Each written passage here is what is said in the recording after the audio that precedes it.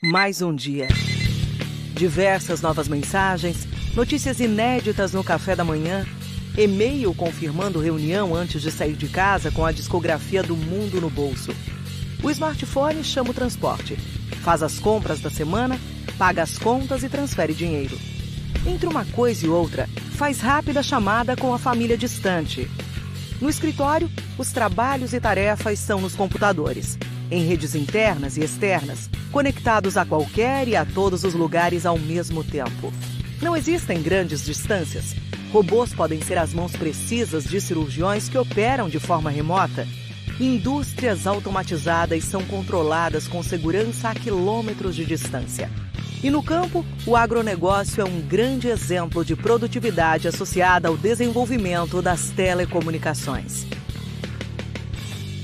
Durante o período da pandemia de Covid-19, quando o mundo parecia fechado, as telecomunicações mostraram ainda mais a sua essencialidade. Locais de trabalho foram rapidamente reinventados. Sem perdas de rendimento e sem queda de produção, muitos negócios vão mudar para sempre. A educação também se adaptou.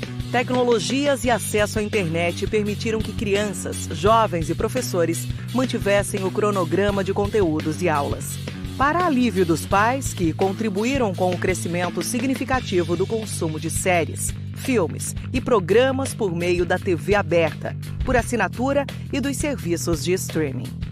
A conectividade foi fundamental para manter os sistemas de saúde funcionando durante a pandemia, ajudando os profissionais de saúde e oferecendo acesso à informação que a população precisa para se proteger. Estar conectado nunca foi tão essencial. E por trás dessa conectividade, há uma gigantesca e complexa infraestrutura funcionando. Telefonia fixa e TV por assinatura cobrem 100% dos municípios do país. Já existem cerca de 225 milhões de conexões de telefonia móvel e as redes 4G estão em 5 mil cidades. 34 milhões de residências e empresas possuem banda larga fixa e as redes de fibra ótica conectam 70% dos municípios do país. Para tornar isso possível, o setor de telecomunicações investe a cada ano cerca de 30 bilhões de reais na ampliação da infraestrutura. Desde 1998, somando investimentos e outorgas, foram quase R$1 trilhão colocados no setor. O desafio maior é levar conectividade a toda a população brasileira. É uma missão urgente que passa por políticas públicas voltadas à transformação digital da sociedade. O mundo vive a revolução do 5G e da internet das coisas, e por aqui não será diferente. O setor de telecomunicações é a conexão do Brasil com o futuro.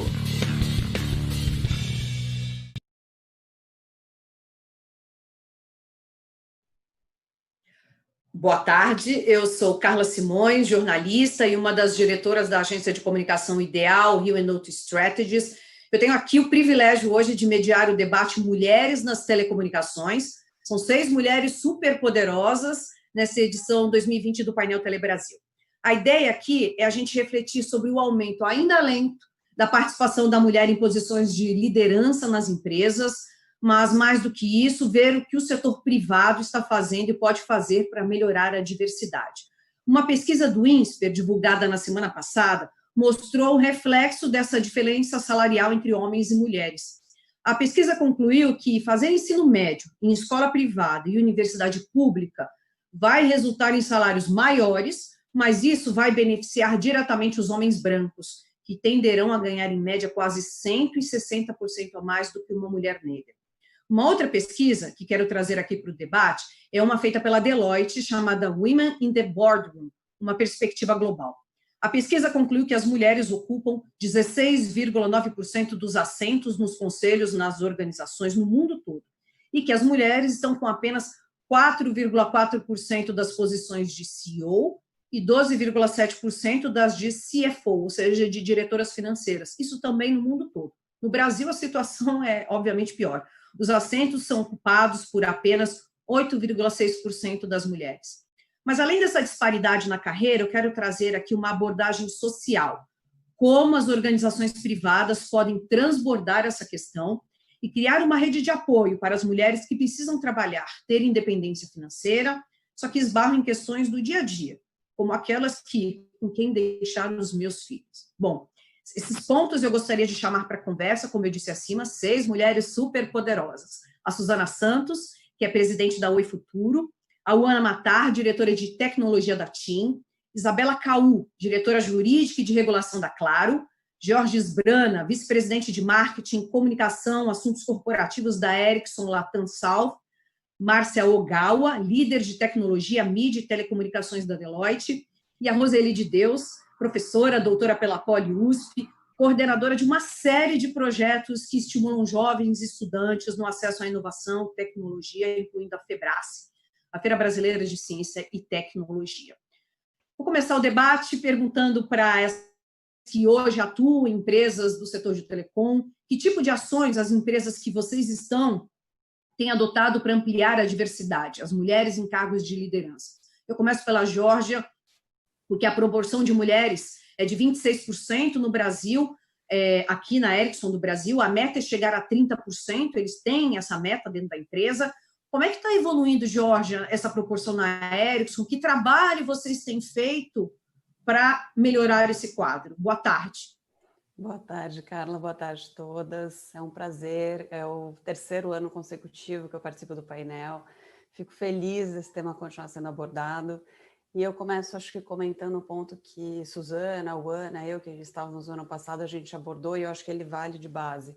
Quando a gente olha esse tema, a gente tem que olhar desde as meninas, né, quando a gente fala do pipeline ali de talentos, então das meninas que buscam as carreiras de STEM, aí a gente tem que pensar como a gente fomenta a entrada delas nas empresas e depois como a gente fomenta o crescimento delas nas empresas. Então, na verdade, não é uma ação ou não é só um olhar, são 3 olhares, se a gente for realmente dar atenção e fazer acontecer. Quando a gente olha para a Ericsson, como você mencionou, existe uma meta global de 30% de mulheres no workforce, né, na força de trabalho. A gente vem evoluindo na ação no Brasil nesses 2 anos. É um trabalho lento, é um trabalho que ele demanda dedicação, atenção da liderança. Não é uma pessoa, não são poucas pessoas, é a força da liderança, mas também o engajamento das meninas, das mulheres de fato dentro da empresa para fazer essa roda girar. Então, os números que a gente tem hoje, a gente vem 2 anos atrás com 23%, 24% de mulheres na força de trabalho. Hoje a gente está com 26%. A gente tem 18% de mulheres na liderança, que olhando, né, em perspectiva de números ainda é baixo. Mas, de novo, é um trabalho de formiguinha, ele demanda atenção de todos, da liderança e engajamento da força mesmo, né, das meninas. Eu acho que eu quero só mencionar um tema aqui para passar para as outras, que eu acho bacana que foi feito, que foi realmente a gente olhar a entrada dos jovens talentos. Então, a gente está olhando como que a gente fomenta os jovens talentos entrando na empresa, e nesse ponto, em 2 anos, a gente vê um crescimento enorme. A gente vê de 34% dos jovens que entraram na Ericsson em 2018 para 54% de mulheres. Então, foi um crescimento em 2 anos enorme. Por quê? Porque a gente está mostrando que é uma empresa que valoriza a diversidade, que a gente quer trazer esse pipeline para dentro, e aí do momento que elas estão dentro hoje, e depois a gente explora um pouquinho mais, Carla, é a questão do pilar de mulheres na Ericsson, que ele é fundamental, ele não é um trabalho meu, ele é um trabalho de 2 pessoas, é um trabalho de um grupo de mulheres, que eu tenho o maior orgulho de comentar deles um pouquinho depois, mas que todas nós, com várias ações no dia a dia, desde mentoria, desde questão de maternidade, carreira, assédio, sim, também, a gente conversa, moral, sexual, então, todos esses temas são discutidos e a gente coloca ações claras, diretas, para poder realmente mudar a cultura. Ana, você é uma mulher numa área que é completamente, que a gente enxerga assim, a área dos homens, né? Tecnologia. Como que, você pode contar um pouco essa experiência, né? Como é que você se sobressai e lida com isso, né? E o que a TIM tem feito para mudar um pouco esse quadro e aumentar essa diversidade? Tá bom, boa tarde, gente. É um prazer estar aqui com vocês novamente, né? Algumas colegas aí de novo, saudades. A gente se fala só pelos grupos, né? De conversa, enfim, sempre bom revê-los. A TIM, a gente tem uma proporção de mulheres e homens na empresa, né? Uma proporção de gênero que ela é até equilibrada, tá? Quando a gente fala de proporção de gênero, a gente está falando de 51% de homens e 49% de mulheres. Quando a gente fala disso nos postos de liderança, a gente já tem uma visão diferente. A gente tem 33% de mulheres e temos aí 67% de homens. Na área em que eu estou, que é o CTIO, né, que é onde a gente concentra as diretorias de rede de TI, a gente está falando aí de 23% de mulheres ao total, né? E estamos falando aí de 77% de homens. Então, de fato, é uma área predominantemente masculina ainda. Por quê? Muito pelo tema que a Georgia falou, né? A gente está falando aqui de desde a base, a gente ter meninas estimuladas aos cursos de STEM, né? A participarem dos cursos de STEM, a se empenharem nisso. Então, a gente está falando de um trabalho que ele vai muito além da empresa, né? Dentro da TIM, a gente tem uma área de diversidade e inclusão formal, né? Uma área que ela é recente, até ela foi criada em junho do ano passado, uma área que, desde que ela foi criada, ela vem tratando, não de uma forma separada, mas de uma forma, de fato, bem integrada com todas as outras áreas da empresa, a criação de políticas, a criação de propostas para tratar diversidade, para tratar a inclusão, né, das minorias, na verdade, a gente fala, na verdade, dos grupos socialmente minorizados, né, que a gente fala lá dentro. E essa área vem trabalhando nessa criação de políticas. Quando a gente fala das mulheres especificamente, a gente segue, inclusive, um calendário sincronizado com o calendário da ONU, para ter uma série de ações onde a gente estimule não somente o crescimento interno e fomente nas meninas essa questão delas quererem evoluir, crescer na carreira, mas também trazendo outras jovens, né? A gente fez umas lives, Mulheres em Tech, tem uma série de ações que a gente fez esse ano justamente para fomentar isso, Carla. É um tema bastante sério dentro da empresa, um tema tratado na pauta da presidência e também na pauta de conselho. Isabela, e como é que é na Claro? Boa tarde a todos. Queria agradecer ao painel Telebrasil pelo convite. Estou super honrada de estar participando desse painel com vocês. Conheço várias de nome pela atuação no nosso setor de telecomunicações. A Claro, o tema de diversidade é um tema muito relevante. Ele integra, inclusive, os valores da empresa. Acreditamos que a diversidade nos complementa e nos fortalece. Então, além dos valores da empresa, todos os colaboradores da Claro também têm que assinar um código de ética, uma empresa que está em 24 países, e a parte da diversidade é algo relevante tanto aqui na Claro como no Grupo América Móvil como um todo. E em relação temos o Instituto Claro também, que a gente tem vários trabalhos voltados para a situação da mulher, da diversidade da mulher. E, do ponto de vista de liderança, de gestão, a nossa empresa está dentro do cenário nacional. Quer dizer, quanto maior o cargo de liderança, diminui o percentual de representatividade da mulher na empresa. Mas isso aqui no Brasil é uma realidade que não está apenas no nosso setor de telecomunicações. Isso é uma realidade no Congresso Nacional. Inclusive, recentemente, o Brasil tem incentivado a participação de mulheres também nos projetos legislativos, através de incentivos para que as mulheres participem do debate eleitoral. É uma realidade no Poder Judiciário. Isso eu falo que eu integro o jurídico da Claro como diretora jurídica, e a representatividade baixa não é só no nosso mercado, mas também no Poder Judiciário. Então, todos os segmentos da sociedade, ele tem um percentual de mulheres abaixo da do homem. Agora, eu integro uma vice-presidência jurídica que o percentual, eu acho que é um dos maiores percentuais em termos de medida. Por exemplo, nós temos tem um vice-presidente, que é o nosso chefe, é o homem, Oscar Petersen, mas abaixo dele integra 6 diretores, 4 mulheres e 2 homens. Todas as minhas gestoras são mulheres. Há uma correlação entre advogado, há uma correlação entre engenheiros, essas pessoas que saem da faculdade são mais mulheres, são mais meninos, não sei, talvez sim, mas justifica sim, aqui na Claro, uma lupa atenta, porque a questão da mulher, a gente advoga também, a gente tem um trabalho de coach, de psicólogos, porque a mulher tem que se fazer presente, isonômica, mas temos características individuais, queira pela maternidade, queira pelo instinto, pela própria realidade. Então, essa busca da diversidade ela não pode ser em detrimento da própria feminilidade e das nossas características como mulher. Então, isso é algo que a gente tenta conciliar, não é? E mostrar isso, porque nós aqui desse painel, nós representamos várias adolescentes e formandas estão nos assistindo, né? E a gente sabe da nossa importância, mas a gente não pode perder a nossa característica de mulher. E, como eu falei aqui no departamento jurídico, a figura da mulher é algo presente.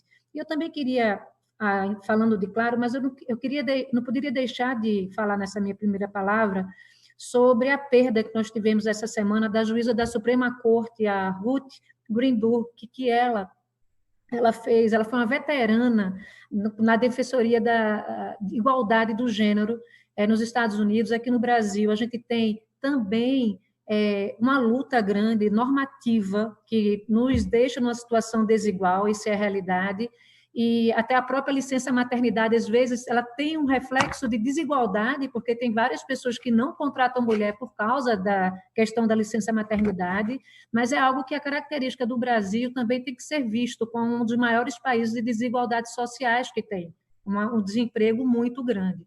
Então, assim, e a doutora Ruth, ela falava muito que as mulheres pertencem a todos os lugares onde as decisões estão sendo tomadas. Elas não deveriam ser exceções. Então, foi algo dito lá atrás e hoje é tão presente na nossa sociedade brasileira.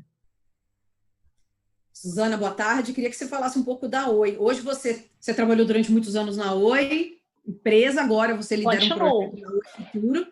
E aí eu queria que você falasse primeiro dessa diversidade. Como é que a Oi está trabalhando essa questão da diversidade, especialmente sobre as mulheres em posições de liderança? Carla, super obrigada. Para mim é um privilégio estar aqui com colegas tão importantes aí no setor. Tenho admiração por todas aqui. Segundo ano meu aqui no painel. Eu hoje lidero o Oi Futuro, mas também ainda atuo na Oi. Eu tenho um papel de consultivo na Oi. Eu sou uma assessora que me reporto ao presidente, né, o Rodrigo Abreu. A lógica da diversidade da companhia ela é muito interessante. A gente entende que a gente tem um papel dentro da organização, mas fora da organização também. Daí o papel do Oi Futuro. O Oi Futuro é quem olha pelo impacto social, né, das ações da Oi. A gente tem feito uma série de ações para promover a diversidade, os números vêm melhorando, assim como todas as outras empresas, isso é o que a gente vem vivenciando, né? A nossa força de trabalho, mais de 36% da força de trabalho da Oi são mulheres, nos cargos de liderança já passa de 31%.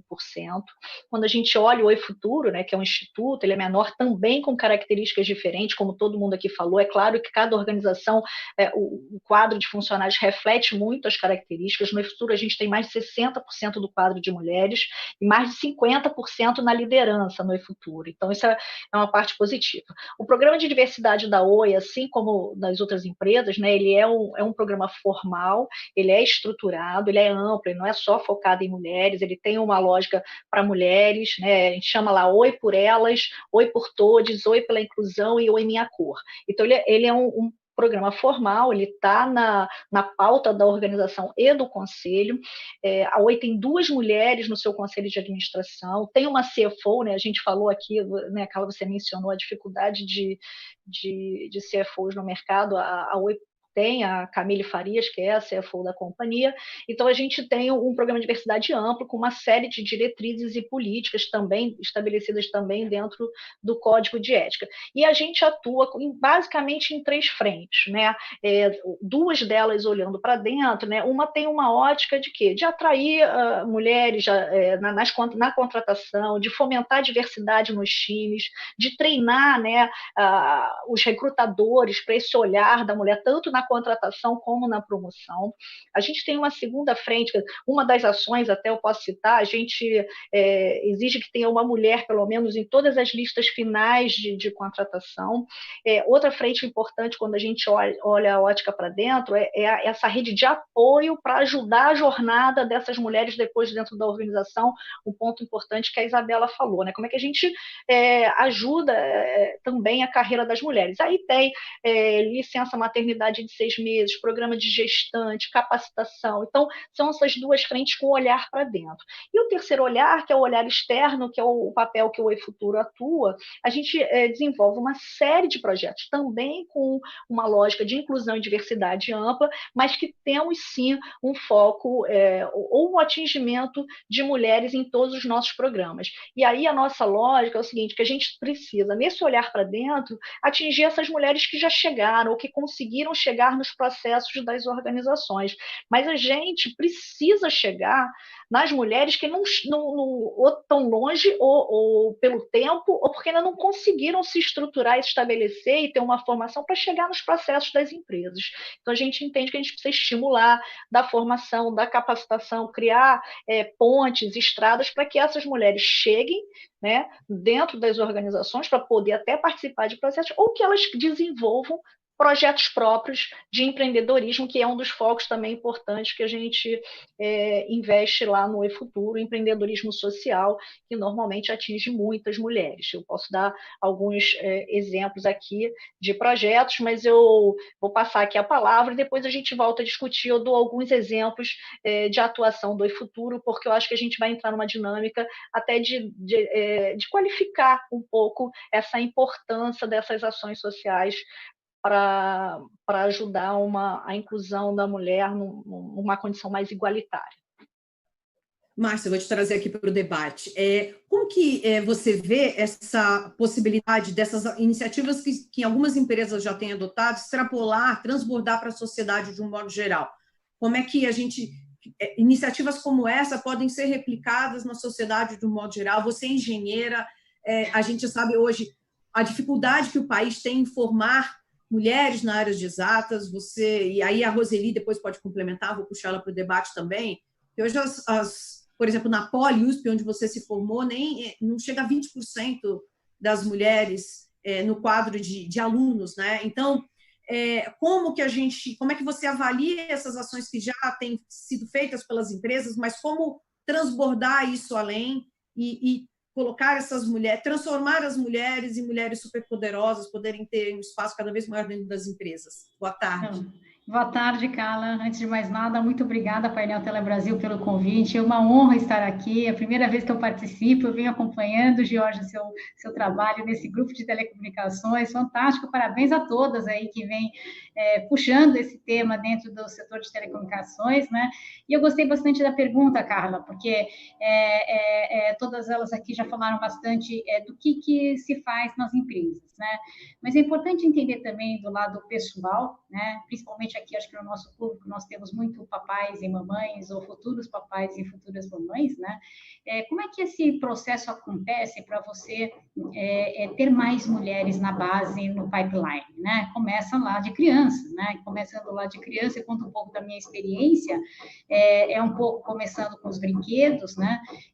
Até a professora Roseli já falou também, ainda tem aquele vício de carrinhos para os meninos, boneca para as meninas. E eu acho que uma sorte, porque meu pai, nós somos em 2 meninas e eu sou a mais nova. Acho que o meu pai queria um menino, na verdade. Então, eu tinha boneca, eu tinha o carrinho, eu tinha autorama, eu tinha tudo. Então, eu acho que foi mais ou menos assim que eu já fui introduzida para um ambiente muito diverso, desde pequenininha. Então, para mim, não tinha essa diferença entre jogar bola, entre brincar de autorama, entre brincar de boneca. Então, já começou quando eu era muito criança.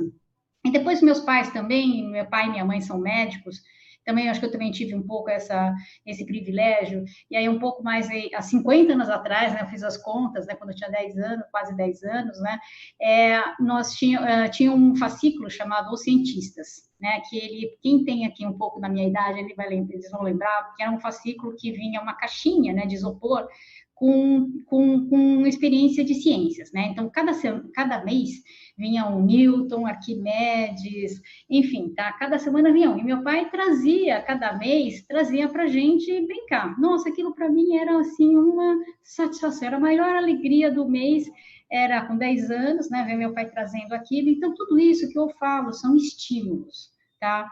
E o estímulo, quando você é criança, vem da família.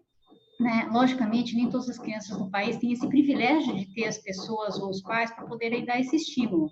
E aí, em paralelo, eu acredito que tenhamos os professores. Os professores também foram grandes responsáveis, né? E eu me lembro muito, eu estudei em escola pública no primeiro grau, no ensino fundamental, e eu me lembro que tinha as feiras de ciências, né? Por isso que eu gosto muito da iniciativa da professora Roseli, acompanho a iniciativa da professora Roseli das feiras de ciências. Então, para mim, aquilo também era uma alegria, dentro de uma escola pública, poder um dia apresentar alguma coisa nas feiras de ciências, né? Então, eu acho que esses estímulos precisam acontecer, né? E eu vejo que qual é o nosso poder sendo mulheres, né, executivas de empresas que lidam com telecomunicações e tecnologia. Eu acho que esses estímulos hoje podem ser estímulos que são da área digital, tá? Podem ser digitais. O que na minha época eu tinha que ir com meu pai até a banca, ter aquela experiência de comprar caixinha de ciências, né? Eventualmente hoje, com o 5G, com as novas tecnologias, com o AR, VR, você pode dar essa experiência para as crianças, né? Então, eu acho que é esse o contexto que eu imagino que a gente pode estar transbordando toda a nossa experiência como profissionais de telecomunicações e tecnologia, como executivos, né? Para poder passar isso para a sociedade. E eu acho que também uma outra ação é a gente, como empresa, conseguir identificar esses programas, tais como a professora Roseli lidera, existem diversos outros, né? Que a gente possa também apoiar estes programas para que ela consiga ter mais força, né, e mais recursos para poder disseminar isso para as mais crianças, mais meninas da sociedade, né? Então, eu vejo esse movimento aqui muito positivo, porque eu acredito que está muito perto das nossas mãos a questão de influência, a questão de exemplo, a questão de incentivo, tá? Já que nós sabemos que grande parte das meninas do nosso país não tem um privilégio de ter, eventualmente, pais ou professores que possam dar esse estímulo. Então, eu acho que essa capacidade digital nossa, a gente vai conseguir chegar até essas crianças. Essa é a minha visão. Professora Roseli, ela já falou um pouco do seu trabalho, é um trabalho super bonito, eu conheci através da Márcia, fiquei super encantada. Se a gente pudesse ter mais professoras Roselis, acho que a gente mudaria um pouco o que é o Brasil, né? Ser um país mais de cientistas, de engenheiros e menos pessoas das áreas de humanas, né? Teríamos mais pessoas na áreas de exatas. Ela é coordenadora da FEBRACE, que é a Feira Brasileira de Ciência e Tecnologia, e de outros programas como Campus Mobile, né, professora, junto com a Claro. São programas de inclusão. A FEBRACE, por exemplo, tem o objetivo de induzir a adoção de práticas pedagógicas baseadas na investigação científica, desenvolvimento de projetos.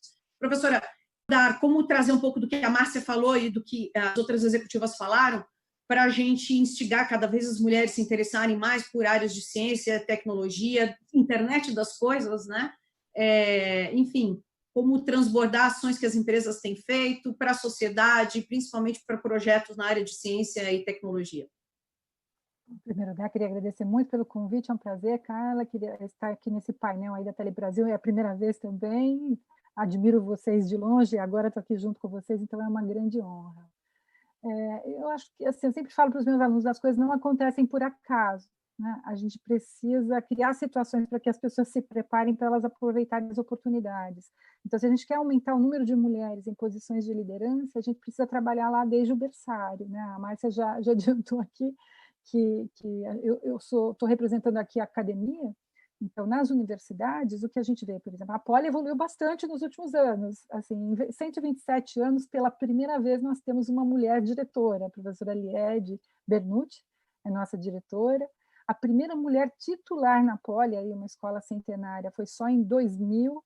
Então, assim, no ensino superior, eu acho que a gente precisa avançar muito, da gente conseguir criar, né, homens e mulheres trabalhando juntos, para que nos processos em que a gente não faça processos blind, né, processos cegos de seleção, a gente não tem as situações em que, pela cor da pele, pelo gênero, pela condição social, pessoas não sejam promovidas, né, e não consigam alcançar posições de liderança. Então, eu acho que isso é um amadurecimento, eu acho que é uma questão que a gente precisa discutir, sim.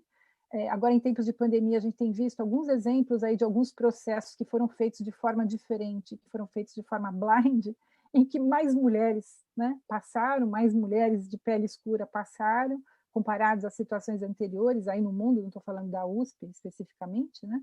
Então, eu acho que, assim, nos processos, a gente precisa amadurecer muito, mas para a gente poder conseguir ter uma massa crítica maior, a gente precisa mudar a cultura, e mudar a cultura é estar influenciando a escola, né?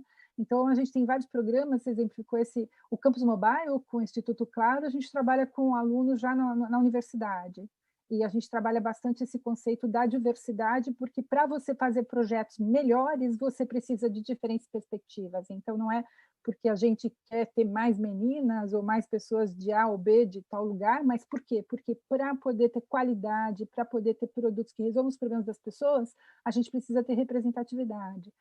No caso da Febrace, aí já é para uma faixa etária menorzinha, né, que é a ideia das feiras de ciências, só que na modalidade investigativa. Eu também estudei escola pública, como a Márcia, mas na minha época as feiras de ciências eram muito de reprodução, da gente pegar um experimento que estava no livro, repetir. Agora, a provocação da Febrace é de, com as tecnologias que a gente tem hoje, a gente pode muito mais. A gente precisa ensinar as crianças que elas podem fazer qualquer pergunta que elas queiram e que é por meio da ciência, da tecnologia, da educação que eles vão conseguir fazer, né, em busca das respostas. Então, eu acho que esse é o caminho, e eu acho que ações isoladas, elas acabam não conseguindo ter tanto impacto como se a gente conseguir trabalhar aí com a sociedade organizada, né, as empresas e a academia, estabelecendo, né, objetivos comuns, metas, olhando os indicadores. No caso da Febrace, lá atrás, a gente recebia mais projetos submetidos por meninos, de todas as áreas, né, porque eles achavam que feira de ciências era uma coisa mais para meninos. E com o passar do tempo, com os tipos de campanhas, né, que nós fomos desenvolvendo, dando mais visibilidade, justamente para... Se eu tinha poucas pessoas de uma determinada região ou poucas pessoas de um determinado gênero em algumas áreas, a gente foi aumentando nossas campanhas, e quando a gente fala de ciências, a gente está falando no mais amplo sentido da palavra, porque não adianta também a gente ter pessoas na área de engenharia se a gente não tiver as pessoas com uma formação muito boa na área de humanidades e ciências sociais para a gente poder trabalhar juntos, né? Então, acho que mostrar assim, que as meninas podem estar onde elas quiserem, né? E a gente precisa, nas empresas e na academia, dar um suporte, porque enquanto formos minorias, nós vamos ter muitos obstáculos. Então, essa questão da gente ter mentoria, da gente poder trocar experiências, isso é extremamente importante para que aquelas que conseguem chegar em determinadas posições não desistam. Já há dados, e aí é uma pergunta ampla, pode levantar a mão, pode falar quem quiser.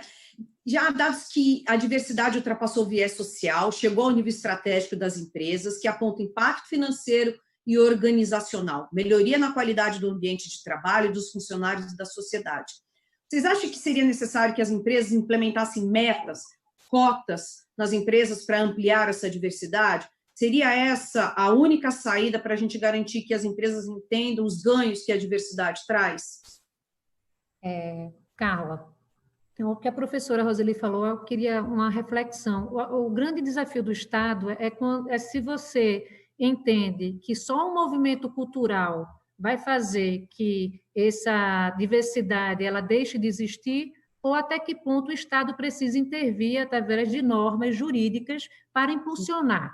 Não é? Você veja a importância que teve a Lei Maria da Penha no Brasil, porque ela deu... o aspecto cultural poderia até chegar, mas daqui a 300 anos. A lei deu uma tutela para a mulher, para as famílias das mulheres, e hoje em dia, com delegacias próprias que saibam receber. Então, essa parte da cota da mulher é algo que... A pergunta que tem que ser feita é, será que um movimento cultural por si só vai permitir que as mulheres cheguem no percentual de liderança, ou precisa de uma intervenção estatal, como ocorreu, por exemplo, com a cor preta aqui no Brasil para cotas educacionais? Na época eu era contra, mas os dados mostram que existe uma correlação muito grande com a pobreza da cor. Então, e que as escolas públicas têm pessoas com renda mais alta. Enfim, essa parte de cotas da mulher, eu acho que é o grande desafio de Estado verificar se a cultura por si só, com essas executivas dando tantos exemplos de que está fazendo na empresa, por si só, esse movimento cultural nosso, ele vai fazer que esse percentual melhore ou o Estado precisa intervir? Essa é uma resposta que eu não sei falar, mas eu só queria falar que no Covid aqui, eu tenho 2 filhos, João Pedro e Luiz Felipe, a palavra que eu posso resumir meu papel de mulher executiva é sobrecarga. Se eu pudesse definir o que eu senti, foi uma sobrecarga imensa do papel da mulher, muita carga que me impulsionou para o estudo, para a vida acadêmica, para a empresa, que eu sou gêmea, era aquela escolha que a Márcia falou, né? Você não tem aptidão para dona de casa, você tem que ser independente para estar com quem você ama e puder se separar, porque várias mulheres não se separavam porque não tinham renda financeira. Então, eu vim de uma geração do crachá e de uma hora para outra eu estava dentro de casa. Dentro de casa com crianças pequenas, com escola dentro de casa. Então, esse ano de sobrecarga foi um aprendizado de dom e talento. Eu descobri que meu dom, no meu papel social de advogada, ele é mais forte, ele existe. E o talento que eu descobri que eu pensei que não tinha, um talento de uma dedicação materna, um talento de uma paciência escolar, um talento de uma dona de casa, tudo aquilo que eu não fiz e que não fui ao longo de 20 anos, desde março eu estou em casa, não é? Fazendo esse papel, essa sobrecarga. Por isso que eu comecei minha fala hoje no painel falando que a Claro coloca como seus valores, mas é importante a gente desenvolver ainda coach para os homens que trabalham com as mulheres e para as mulheres que estão enfrentando a realidade que o comportamento deixou todos nós em casa, está funcionando porque está todo mundo em casa, daqui a pouco alguns executivos voltam, outros não. Como é que vai ficar isso na sociedade? E só queria deixar mais um ponto em termo cultural. Esse dilema de até que ponto a cultura vai ou não, vocês já se questionaram por que as empresas multinacionais brasileiras têm um percentual de creche muito pequeno? Seria tão mais fácil colocar creches aqui nessas multinacionais, nessas grandes empresas brasileiras, por causa do risco trabalhista. Então, acho que tem que ter um apoio. Aí sim, eu acho que a legislação tem que entrar para facilitar o trabalho das mulheres, tirando o custo de investidores aqui no Brasil, que é uma loucura a falta de segurança jurídica. Então, a criança de um funcionário na creche, se tiver algum acidente, você vai ter um ônus que é muito mais fácil para a empresa deixar o funcionário em casa. Então, acho que tem questões de legislação brasileira que tem que ser repensada e não necessariamente o percentual de cota, que é o grande embate jurídico. Posso falar, Carla? Vai lá, Suzana. Vai lá. Tá. Eu acho que o que a gente pode ver hoje, né, as cotas, elas já se provaram em termos de fatos e dados, né? Elas, de fato, tiveram um impacto positivo, as cotas que foram estabelecidas até hoje, como um impacto positivo. Só que a gente vê vários movimentos ao mesmo tempo, inclusive o cultural, como a Isabela falou. A gente hoje está no centro de um grande debate de mudanças culturais, e que está levando as companhias a tomar iniciativas muito mais proativas do que elas estavam tomando até 2, 3 anos atrás. Então, eu acho que a gente tem que ir avaliando e, sim, se o tema das cotas e de metas, muitas empresas já colocaram como metas a diversidade, né? Então, as empresas espontaneamente também já estão se estabelecendo cotas ou metas, né, de diversidade espontaneamente. Então, acho que esse é um tema que a gente tem que ir avaliando e monitorando se realmente existe uma evolução. Não dá para a gente ficar estagnado sem uma mudança do mercado. E o que a gente tem visto é que tem tido uma evolução. Poderia ser mais rápido. Então,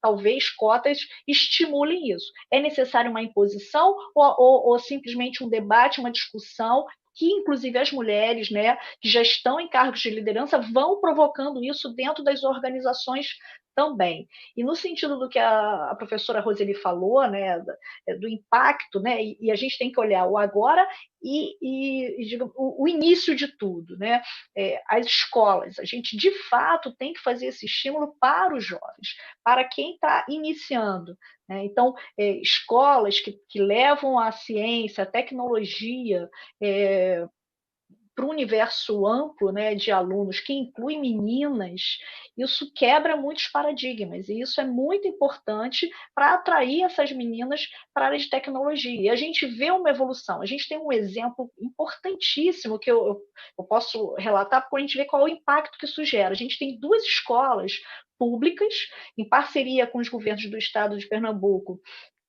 e do Rio de Janeiro, que a gente é um ensino integral. E a gente promove ensino de multimídia e programação. Nessas escolas, 65% mais ou menos diz que vem de família com até um salário mínimo. E mais de 60% se declaram não brancos, né? É a autodeclaração. 30% são meninas. O que a gente viu acontecer nessas escolas? Grupos de meninas, elas se organizam ou alunas ou egressas e criam coletivos para disseminar a tecnologia para outras meninas, para promover o esporte para outras meninas. A gente vê projetos de meninas sendo enquadrados em festivais mundiais. Então, é isso que a gente vê, que o impacto ele é tão importante que a gente vê as próprias meninas que foram impactadas com a tecnologia se mobilizando para promover e para disseminar mais ainda. Então, a gente tem alguns projetos dentro do NAVE que já estão se expandindo pelas próprias meninas que foram tocadas pela tecnologia. Isso é muito importante. E aí, quando você falou que as empresas também se beneficiam, claro que se beneficiam. Nós, por exemplo, do próprio NAVE, a gente criou um projeto chamado Geração NAVE, que a própria Oi contrata alunos egressos do NAVE, alunos que tiveram uma boa formação, que têm formação de tecnologia, e a gente viabiliza também o mercado de trabalho para eles. Então, tem que ser um ciclo virtuoso, positivo, mas a gente tem que ir lá na base, ajudar esses jovens desde a escola, né, desde o início, a se envolverem com tecnologia e conseguir que isso, de alguma forma, tenha uma diversidade grande, não só de gênero, de cor, mas de condição social, né? Como um todo. Quem quer falar? Georgia? Você quer falar? E a Ana também, né? Deixa eu só, acho que a gente exaurir esse tema, Cota, ele é sensível, né? Porque eu lembro a primeira vez que eu ouvi isso há 6 anos atrás dentro da empresa, que tinha essa meta de em 2020 ter 30%, aquilo me bateu forte, porque eu já estava numa cadeira de gestão média, e eu falei, mas precisa, né? Eu questionava muito isso os meus colegas homens, de, poxa, vocês acham que precisa ter isso, de forçar a barra para ter mulher? E aí hoje eu enxergo isso, na verdade, de uma forma, assim, primeiro que as empresas precisam ter metas, né? A gente precisa se orientar da meta, resultado, para persegui-lo, né? Acho que seria muita ingenuidade achar que naturalmente as coisas se encaixam. Então, acho que a primeira reflexão hoje, talvez um pouquinho mais com cabelinho branco, eu vejo que realmente a gente precisa ter um número, né, para trás, mas não é só isso. Antes, eu acho que talvez 5, 6 anos atrás é o cool, é o legal, precisa ter um número, né, o mercado inteiro está fazendo. Hoje em dia, na verdade, minha reflexão é essa geração que está entrando no mercado, quando a gente pensa de fazer o refresh das empresas, elas já vêm com isso, né? Com essa questão da diversidade no sangue. Então, na verdade, para a gente fazer refresh nas empresas, para a gente trazer esses jovens talentos, e por isso que eu me orgulho muito desse crescimento no número da Ericsson dos programas de 18 a 20, de 34% a 56%, porque ele é alto, porque a gente, para atraí-los, para atrair essa nova geração, precisa mostrar que é real a diversidade, né? A diversidade de número, a diversidade de meta, só ali a liderança, de repente, numa reunião de funcionários, fala, temos a meta tal. Mas se eles entrarem e não verem que isso é genuíno, eles não ficam. Então, na verdade, acho que esse tema, Carla, ele vai além da meta. E aí, até já saindo um pouco do tema de preparar as meninas para entrar no mercado, acho que é olhando a nossa posição, a nossa responsabilidade como líderes executivas desse setor, é assegurar que a empresa, de fato, ela entra num processo de transformação real e genuíno para que a gente possa atrair esses novos talentos, que eles queiram ficar na empresa. E eu te comentei, acho um ponto relevante para trazer aqui, que é o seguinte, assim, acho que nós na indústria, a Ana, a Suzana, a gente estava no passado, a gente teve tantos sonhos. Aliás, desde o primeiro painel, que eu vou mencionar aqui, que foi o Levi, que, né, criou e trouxe essa discussão junto com o Samuca para a gente falar de mulheres em tecnologia, acho que vale. A gente lá 3 anos atrás queria, vamos fazer um grupo da indústria para a gente discutir e tal. A gente não conseguiu. Só que a gente não conseguiu na indústria, talvez assim, de forma ampla, Suzana, eu, a Uana, a Camila, enfim, Tápias, mas dentro das empresas não tira a nossa responsabilidade, acho que cada uma está contando aqui um pouco do que está fazendo, de fazer essa transformação. E aí, o que me deixa super orgulhosa é que assim, eu sou mais talvez a impulsionadora, né? O meu papel é assegurar que as meninas vejam que existe uma forma de você ser mulher, executiva, mãe, para quem decidiu ser mãe, né? Ou qualquer outra decisão, com ou sem marido, não importa. Eu acho assim, que elas possam ver que existem possibilidades para crescer, né? Então, acho que dentro da empresa, mais do que a gente só pensar no que a gente está atraindo, eu acho que a gente tem que pensar como é que a gente faz que essas mulheres, que hoje são 25%, 26%, quizás 30%, e esse é o nosso universo de STEM, que elas possam ter um crescimento. E aí vem a questão de mentoria, acho que vem a questão de realmente, né, do coach e mentoria, mas aí abrir espaço para falar, não só falar, mas para fazer. E aí eu trago de novo, acho que essa questão do pilar, por exemplo, que a gente tem dentro da Ericsson, ele só está andando.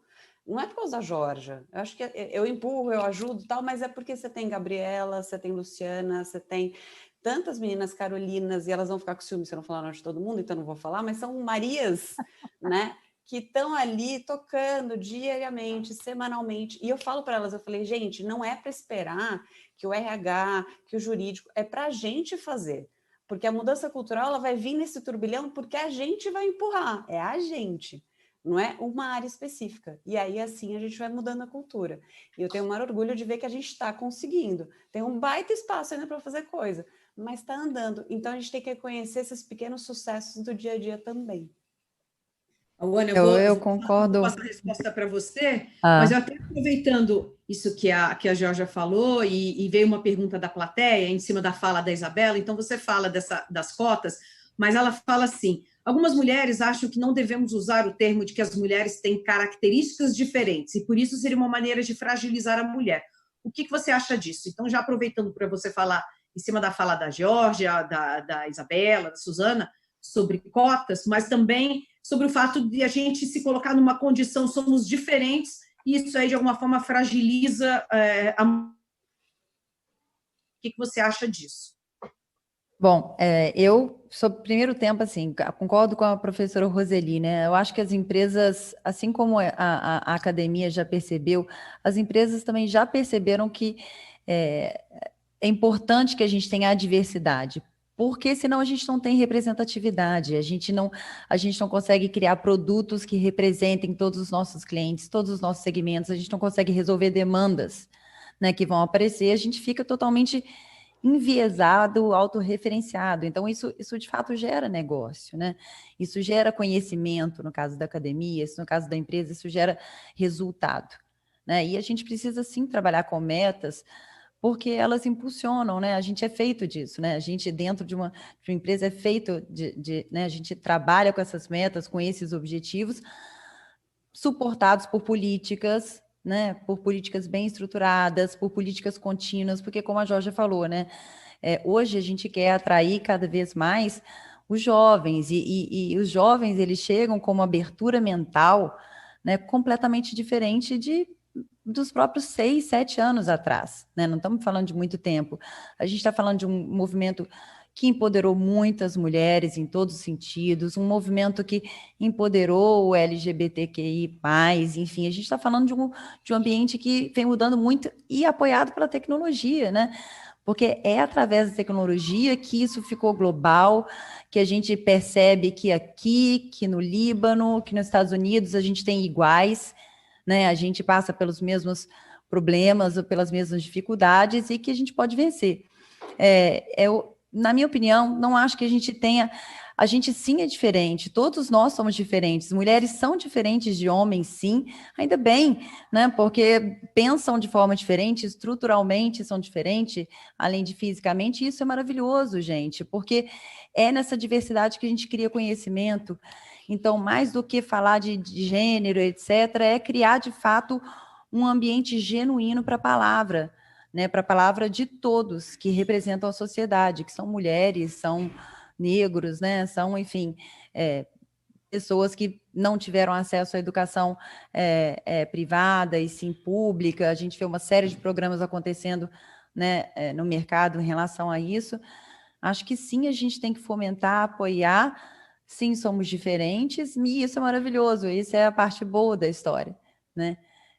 Isso é uma parte bacana. Não vejo a gente se colocando mais como frágil, né? Como a Isabela também falou, talvez a gente precise ser suportado por políticas, e não só nós, os próprios homens, por políticas que permitam que eles também tenham um diferencial, por exemplo, na participação familiar, né? Dentro da TIM, a gente teve esse ano, por exemplo, além do Mulheres em Tech, a gente teve um momento no Dia dos Pais, onde falava justamente sobre isso, né? Sobre a campanha da participação dos pais diretamente na vida dos filhos, no dia a dia. E acho que nesse momento de pandemia, que a gente está vivendo, ainda não, muita gente trabalhando de casa, a gente vê claramente isso. É uma divisão de papéis, e as pessoas querem participar. Então, as políticas vão servir para os dois. Professora Roseli, é a favor de cota e meta nas empresas para ampliar o papel da mulher, o tamanho, a participação dessa mulher dentro dessas empresas, da sociedade?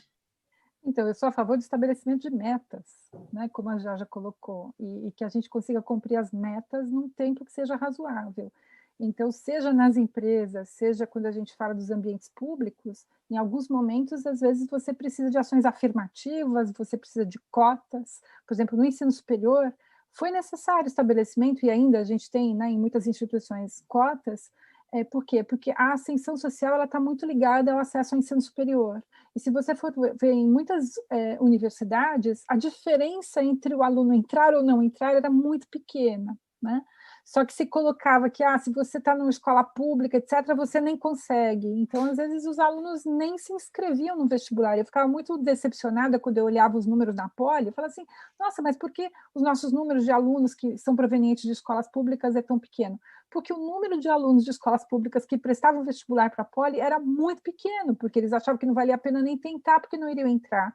Então, na hora que você sinaliza com alguns mecanismos aí de políticas públicas, de ações afirmativas, você tira as pessoas do lugar e elas falam assim, aquele lugar também é para mim? Então, eu acho que assim, só que essas coisas têm que ser sempre acompanhadas. Quando eu estabeleço uma meta, eu tenho que ter indicadores, eu tenho que acompanhar, eu tenho que ver se o meu objetivo está sendo atingido ou não, e a gente tem que estar sempre reavaliando. E a Isabel falou também da mulher na política. Eu acho que um problema muito grave que a gente tem no Brasil é que a gente tem incentivado pouco as meninas para assumirem papéis na política. E as decisões, né, que afetam todas as pessoas no país são tomadas, né, de uma forma desproporcional. Então, eu acho que assim, mulheres e pessoas de características diferentes precisam ocupar as posições na sociedade. E a gente precisa reduzir as assimetrias, a própria questão da divisão do trabalho doméstico. Né? Por que algumas coisas, né? Por que a sobrecarga tem que cair nas costas das mulheres? Né? Ou por que nas empresas, né? A Isabela estava falando dessa coisa do retorno. A gente pode ter situações bastante equivocadas nesse retorno, né, em que os horários, tempos e espaços sejam definidos de forma a prejudicar as mulheres que estão ainda sobrecarregadas por conta de toda a divisão de trabalho no Brasil, que ainda é feito de uma maneira muito inadequada. Né? Então, a gente não tem um equilíbrio, e eu acho que assim, a gente está em evolução, mas eu acho que até essa juventude, né, a Georgia falou muito da juventude, que agora ela quer propósito, ela defende diversidade. Esse é um trabalho de construção, de esclarecimento que vem sendo feito, e que muitas das vozes que estão trazendo esclarecimento têm espaço nas redes sociais, que talvez não tivesse tanto espaço em outras mídias. Então, acho que esse é um processo de construção que, de novo, tem que ser acompanhado, tem que ser avaliado, e a gente precisa ver, porque também há o problema, às vezes, de outras vozes não tão progressistas, que às vezes se fortalecem para combater, né, esse tipo de mentalidade que vem sendo construída, né, de jovens com propósito, que exigem que as empresas não façam só discurso, mas realmente pratiquem aquilo que estão falando, né, que está ali escrito. Acho que é isso.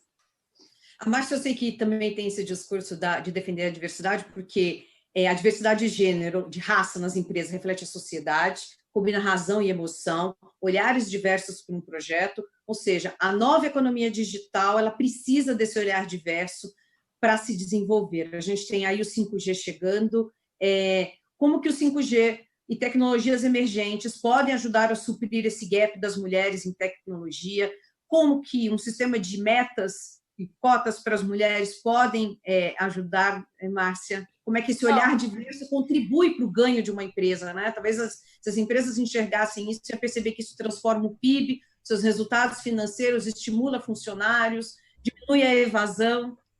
Essa questão da diversidade também é levada bem a sério dentro da Deloitte, partindo da Deloitte Global, né? E aí eu vi essa pergunta, né? Será que as mulheres são diferentes? Ainda bem que são diferentes, né? Então, antigamente as mulheres para poderem vencer tinha que ser que nem os homens, né? Hoje não. É o que eu falo. A economia digital, ela precisa a emoção e a razão, o lado esquerdo do cérebro e o lado do direito. Quem é o melhor para poder combinar o lado esquerdo e o lado direito do cérebro? É a mulher, né?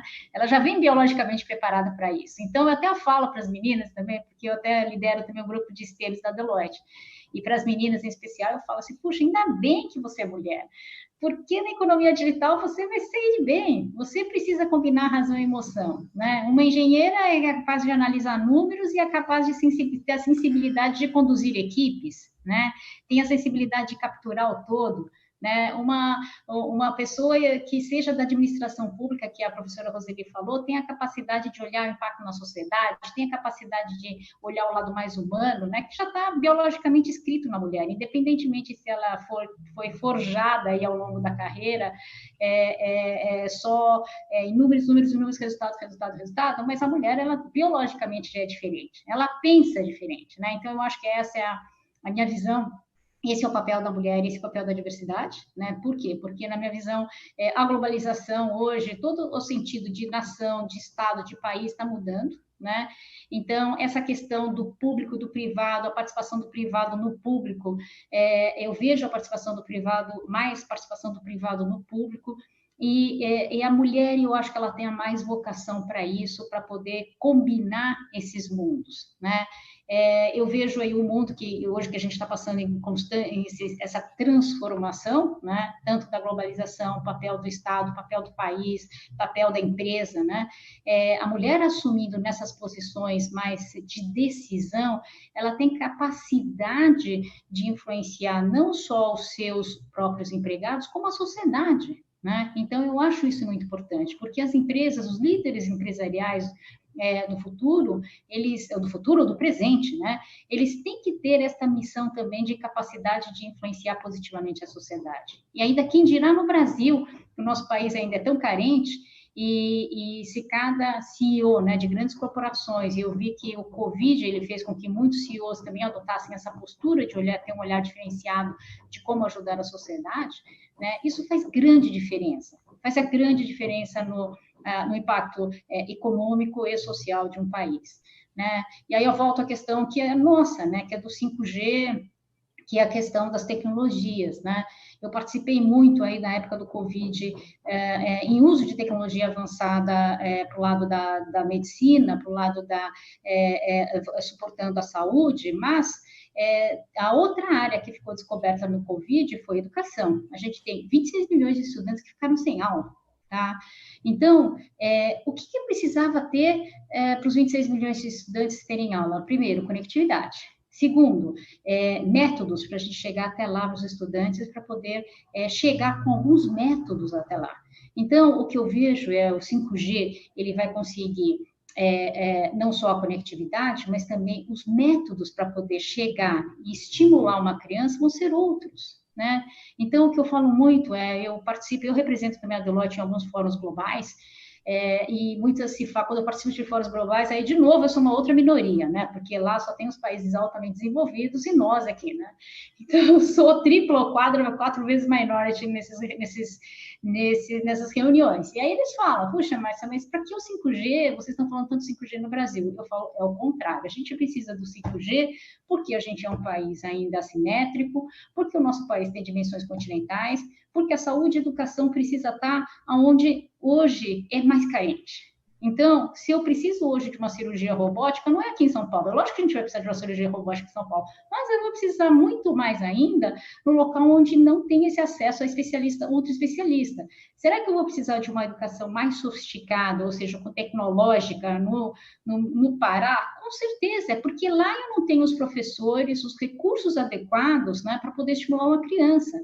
Então, quando eu vejo o 5G, eu vejo muito mais o 5G muito importante para o nosso país, né? E quando você conversa nessas rodas, puxa, mas 5G é coisa de país rico. Não é, é o contrário. Nosso país precisa de muito disso, né? Para a gente conseguir chegar com tecnologia e comunicação adequada, com recursos adequados para a saúde e para a educação, que são dois pilares importantes que precisamos atender para a gente suprir esse gap social, né? Essa é a minha visão.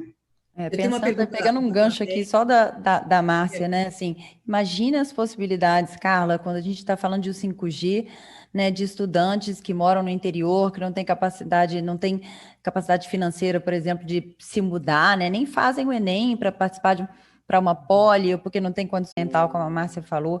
O 5G, de fato, ele é uma revolução habilitadora de uma nova sociedade, né? Em termos de educação, em termos de saúde. Hoje, profissionais que podem ter um curso técnico com 5G, né? A gente viu, ano passado a gente participou de um evento, a Georgia também estava, a Casa 5G, né? Um Hacktown, onde a gente vê que uma pessoa com uma formação técnica, sendo guiada remotamente, é capaz de fazer, por exemplo, uma ultrassonografia, né?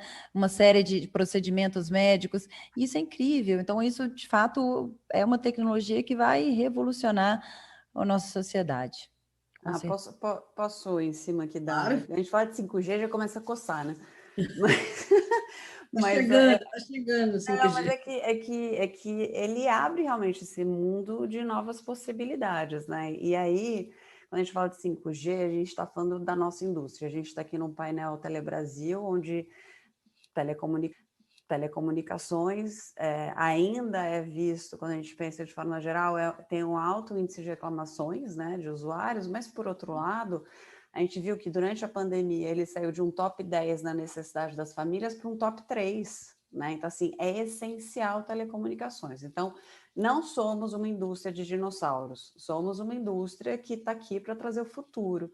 E esse futuro, ele abre a porta para novas possibilidades, ele abre a porta para novos perfis de trabalho e novos negócios. Então, esse setor que a gente está inserido, né, aqui falando das operadoras, de telecomunicações, dos vendedores de tecnologia, é o que vai habilitar varejo, indústria, agronegócio, etc., todos terem uma grande evolução e aí sim transformar o país. E eu estou falando isso porque não só a gente fala de 5G, mas para falar que esses jovens, de novo, conectando ao ponto, que estão entrando no mercado de trabalho, a gente precisa se mostrar como esse setor atraente, sim, como a Márcia estava falando, assim, que tem uma possibilidade de transformação, e eu vejo muito nos nossos processos de jovens talentos, quando eles falam, a gente fala, por que você quer vir para a Ericsson, né? E aí eles falam, poxa, porque a gente sabe que é uma empresa que vai fazer parte da transformação, que vai transformar, que é protagonista, etc. E eu quero ser esse protagonista nessa transformação. Então, poxa, de novo, para a gente poder atrair esses jovens para entrar nos processos e para poder fazer parte da transformação, a gente precisa ser uma empresa diversa de ato e de fato, né? E para isso a gente não pode ser só uma geração, a gente está discutindo aqui mulheres sim, e é tão importante, mas a Carla e eu, a gente estava falando, também tem que discutir as outras diversidades, a gente tem que falar de etnia, a gente tem que falar do LGBT, né? Tudo isso tem que casar e a empresa tem que estar aberta para que esse jovem geração que está chegando no mercado, ele queira fazer essa parte da transformação e vai sim trazer os 5, 6, todos os Gs, mas fazendo parte protagonista disso. A Roseli quer falar. É que fica coçando aqui, né? Você fala de 5G, de internet das coisas. Então, eu acho que assim, a gente está aqui em 2020, eu acho que a pandemia ela veio assim, a escancarar as diferenças que a gente tem. Então, quando a gente fala aí de 26 milhões, né, de crianças jovens e de professores que não tem uma conectividade adequada para poder fazer, né, atividades educacionais em local seguro, isso é um absurdo que a gente, em 2020, ainda tem esse tipo de situação. Então, eu acho que assim, é o básico. A gente tem que ter água potável, né, saneamento básico, e a gente precisa ter conectividade e precisa ter dispositivos no valor em que as pessoas possam ter, porque isso é um instrumental, elas são tecnologias habilitadoras, hoje, seja para a educação, seja para o ambiente profissional, a gente precisa ter condições, então eu acho que esse é um gap que a gente precisa resolver rápido. Agora, quando a gente começa a falar de internet das coisas, né, tecnologia 5G, a parte de inteligência artificial, etc., é extremamente importante que a gente tenha diversidade dos profissionais que desenvolvem as soluções, porque são soluções que elas estão muito mais perto das necessidades das pessoas, da personalização. Então, quando eu vou desenvolver uma determinada ferramenta para tecnologia assistiva, ou então para a educação, ou então para a saúde, ou mesmo para questões profissionais, a gente precisa de muito mais do que já foi desenvolvido até agora, e assim, a necessidade de termos projetistas, não só o pessoal que é da área técnica, porque a gente precisa estar trabalhando com pessoas de outros perfis juntos, para poder ter empatia com quem precisa das soluções. Então, a gente poder atrair essa diversidade, de novo, é meta. Né? Não é, a cota ela vem como uma forma, às vezes, para você atingir a meta mais rápido. Né? A gente tem, se a gente pega as universidades top do mundo, os processos seletivos deles são calcados na diversidade, porque a diversidade faz com que você tenha um ambiente de aprendizagem mais rico, que, por sua vez, vai ser um ambiente mais rico para o mercado profissional. E, Damares, eu queria fazer um comentário, né? Quando a gente vê, por exemplo, as chefes de Estado mulheres, como elas têm tomado, né, decisões baseadas em evidências científicas e têm tido um desempenho bem melhor no enfrentamento dessa pandemia. Então, eu acho que assim, precisamos de diversidade para poder, nessa nova, né, movimento que a gente tem aqui tecnológico, isso é ainda mais importante do que já era. Tem uma pergunta da plateia aqui, do Rodrigo, e aí eu vou emendar com a da Priscila. O Rodrigo pergunta, qual o papel dos homens nesse processo de transformação? Como trazê-los para a conversa como aliados? Não dá para a gente criar o rixa homem versus mulheres, né? Acho que a gente precisa de... E a Georgia quer falar. E eu já aproveito e emendo, porque eu sei que todas vão querer falar, o que falta para que o setor e as operadoras em conjunto tenham iniciativas comuns para reduzir o gap de gênero nas posições de liderança e na formação de profissionais? E aí é uma pergunta da Priscila. Então, eu acho que a Georgia quer começar, depois eu também vou para a Suzana. Não, vou só comentar rapidamente aqui com relação aos homens, e aí trago exemplo. Na primeira reunião de pilar que a gente teve das mulheres, eram umas 40 mulheres mais ou menos ali no escritório de São Paulo, e aí a gente colocou essa pergunta, como é que vocês veem a participação dos homens, se sentem à vontade da gente trazê-los para a discussão, e naquele primeiro momento a resposta foi não, ainda não. Né? Elas queriam ter aquela abertura para falar, né, para jogar todas as emoções, etc., o que estava acontecendo. Mas hoje, quando a gente olha 9 meses, 10 meses praticamente da criação do pilar, a gente trouxe, né, e a gente está buscando o que a gente chama de aliados. Porque no fim do dia, se a gente olhar, a gente está olhando ali uns 75-25, vai para arredondar o número, onde 75% são homens. E muitos dos exemplos que elas trazem, sejam engenheiras, advogadas, administradoras, enfim, do dia a dia, às vezes assédio moral, né? Aquele comentário bobo, né? Ou aquela sensação de, poxa, mas eu tenho que sempre me provar mais na reunião. Eu, como engenheira, num grupo de 20 homens, a única, eu preciso sempre ter mais certeza, enfim.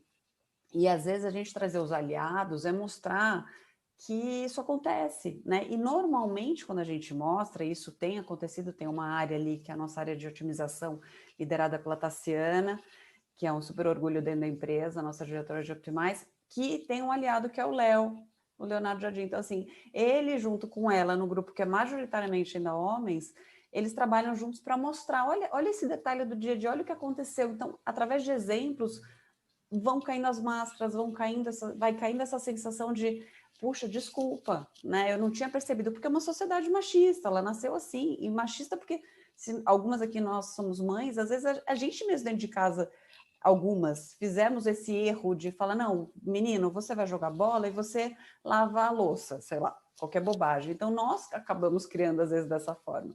Então, trazer o aliado, sim, Carla, é importante para eles verem que às vezes são bobagens do dia a dia que para a gente dói, que para a gente importa, né? E com isso a gente vai caindo esse muro entre os dois gêneros. Suzana. Vamos lá. Eu acho importantíssima, né, os homens como aliados, até porque se hoje a gente fez um movimento recente com a maioria dos homens no poder de decisão, é porque eles também tomaram a decisão de fazer esse processo, né? Então, as organizações tiveram já a participação de homens na decisão de criar programas de diversidade. Isso é um fato. Então, o que a gente tem que fazer é, obviamente, ocupar esse espaço e também cobrar mais, falar mais. Então, esse ponto que a Georgia falou, achei interessante, mas eu acho que todas as mulheres também podem fazer uma convocação, né, para os seus colegas de trabalho e apontar algumas questões sem ter necessariamente um embate, uma discussão, mas esse ponto aqui não é legal, essa tua abordagem não está adequada, e isso deveria cada vez mais ocorrer dentro das organizações. E todas as organizações aqui que a gente está falando, todos nós temos nas organizações códigos de ética. Nos nossos códigos de ética, eles prevêem também punições. E essas punições estão sendo exercidas para quem não cumpre, digamos, os códigos estabelecidos pelas organizações. E o que a gente vê é que a organização está apoiando que quem não está absorvendo a diversidade ou quer o enfrentar ou dificuldade, não pode fazer parte do jogo. Isso sim tem os aliados como os homens. Eu não vejo que os homens não estejam participando desse processo, não. Ao contrário, eu acho até que eles têm feito parte. E, de novo, obviamente, em função de toda uma discussão cultural, de um movimento, esse tema tem estado mais na mesa e as mulheres têm tido um papel importante em liderar isso, em estimular cada vez mais e cobrar. E acho que a gente tem que fazer mais, e não depender, chamar os homens mais para participação, no sentido até de alinhar as expectativas e os comportamentos dentro da organização. Meu microfone fechado. O que falta para que o setor e as operadoras em conjunto tenham iniciativas comuns para reduzir o gap de gênero nas posições de liderança, na formação de profissionais? Eu escutei, Carla, ela para mim? Isabela. O áudio pegou, e a Isabela. Eu queria antes voltar ao 5G e, ao mesmo tempo, a necessidade de universalidade da internet mais básica para a educação. Eu acho que um grande orgulho que eu tenho em integrar o setor de telecomunicações, porque eu acho que ele foi um vetor fundamental para a redução de desigualdade social do Brasil.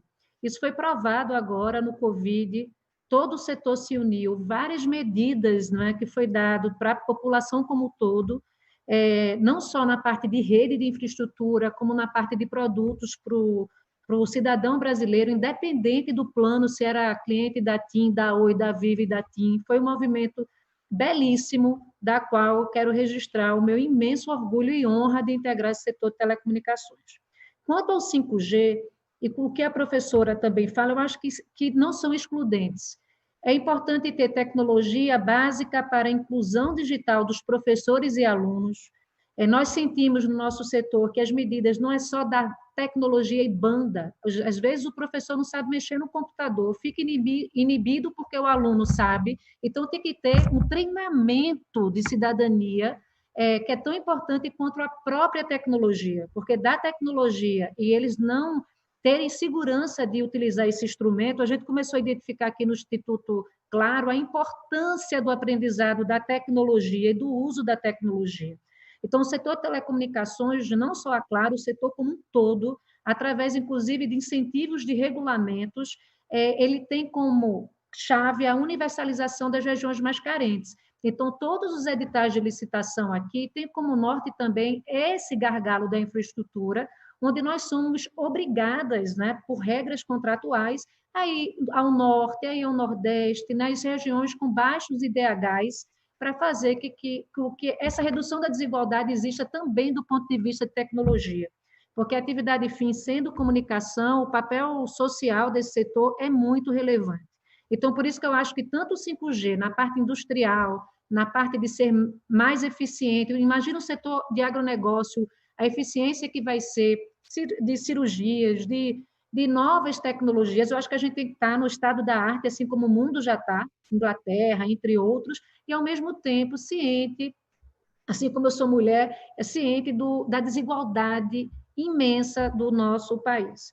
Então, o que é que o setor de telecomunicações pode fazer? Eu acho que a gente já faz, tanto para a diversidade quanto gênero, quanto para a diversidade social. Esse, sim, eu acho que é a diversidade que precisa de lupa de todos nós para a gente reduzir. Então, a gente já faz muita coisa, reconhecida pelo Estado, reconhecida pela nossa sociedade.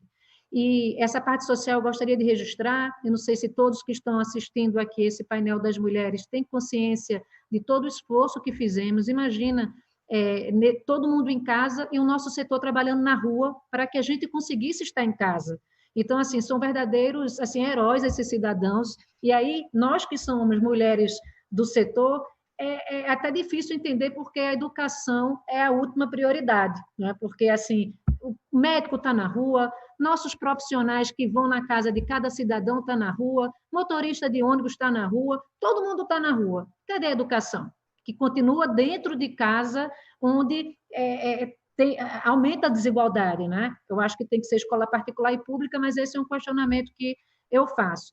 Então, assim, o que o setor de telecomunicações pode fazer para reduzir, a gente está fazendo e está muito unido. Eu acho que 2020 vai deixar um legado aí, agora concreto, do que é que a gente faz por esse país há tantos anos, e a gente, às vezes, porque a saudade existe, mas não existe no setor de telecomunicações. Uma pessoa que fica 10 segundos sem internet fica desesperado, daí vem também muita reclamação.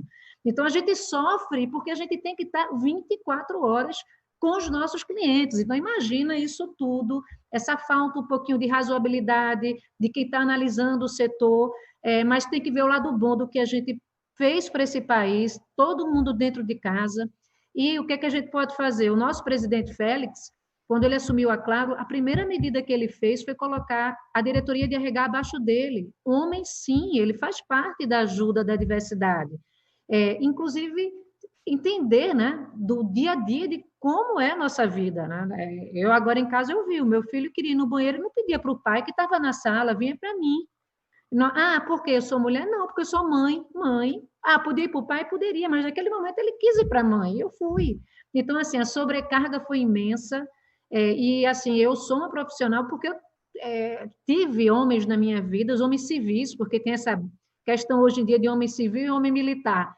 E eu tive uma palestra com a primeira mulher, que é ministra do Tribunal Militar, ela integrando um tribunal, uma corte, a primeira mulher que só homens, assim, como foi importante a figura feminina no Tribunal Militar.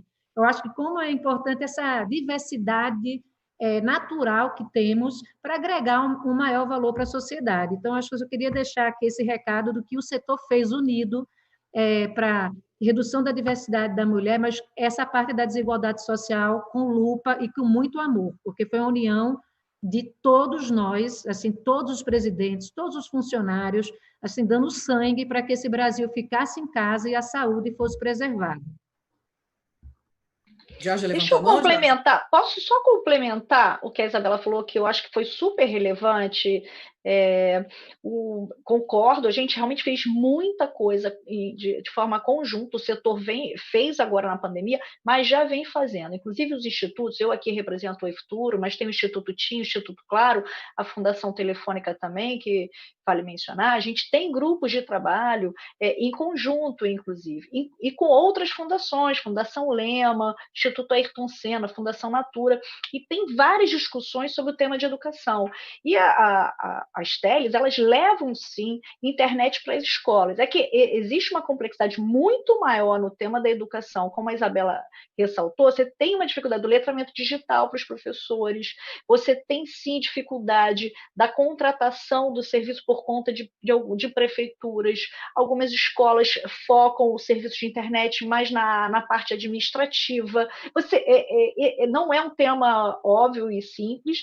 A gente sabe que está tendo um outro debate aqui de educação, a gente está participando lá, isso está sendo com certeza bem detalhado lá, mas a questão da conectividade, eu estou dizendo que a gente está no melhor cenário, porque esse melhor ele vai sempre evoluindo, inclusive com as novas tecnologias, mas a gente evoluiu demais no Brasil com o tema da conectividade para as escolas, inclusive com banda larga nas escolas, que foi um projeto de política pública que as teles participaram e outros estão em discussão. Então, o setor nunca deixou de participar do tema da conectividade para a educação, tem participado, mas o problema não é exclusivamente de conectividade. A gente tem questões de renda, questões de letramento digital, e outros temas que interferem. E o setor realmente foi um setor que se diferenciou no tema da pandemia, né? Se a gente não teve um problema no Brasil, foi com telecomunicações. Esse foi um setor que conseguiu ter uma força muito grande nesse momento e que ajudou muita coisa a continuar funcionando. Professora Roseli, a senhora quer complementar em relação à conectividade e educação nessa pandemia?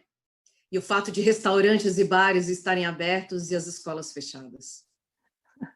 Não, então, eu acho que uma questão que a gente tem, que foi o que foi colocado, é a questão de renda mesmo, né? A gente tem crianças hoje que dentro de uma mesma casa, você tem várias crianças, e na casa, às vezes uma pessoa tem conectividade num celular, então a gente tem aí muita diferença. É claro que a questão de preparar os professores para poder usar os recursos, acho até que isso vai ser um legado que a gente vai ter, porque com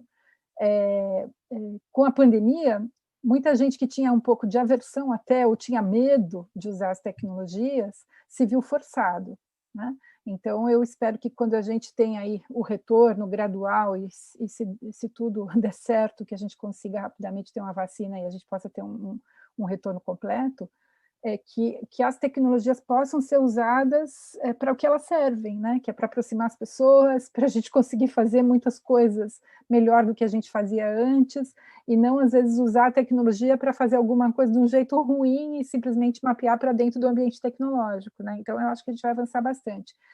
Mas a gente tem um cenário ainda de muita dificuldade em algumas regiões por conta do poder aquisitivo baixíssimo. Então, ele pode até ter conectividade dentro da escola, mas nesse momento em que as crianças estão fora da escola e quando elas retornarem para a escola, para que eles possam fazer atividades híbridas, eu acho que esse é um desafio que a gente tem ainda, que a gente precisa ter políticas públicas que possam estar garantindo que sejam os professores, sejam os alunos, que eles possam ter a mesma qualidade que a gente tem, né, de dispositivos e de acesso à conectividade que crianças de outros patamares aí de renda têm hoje, né, que é diferente de a gente pegar alguém de classe média, média alta, que você tem vários computadores em casa, que você tem telas de tamanhos diferentes, e alguém que está tentando, às vezes, assistir uma aula com um único celular que a família tem dentro de casa, porque, eventualmente, uma outra pessoa está fora de casa, né?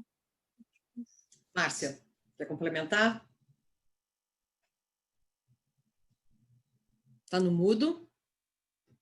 De novo, né? De novo no mudo, né? Não, sem dúvida, né?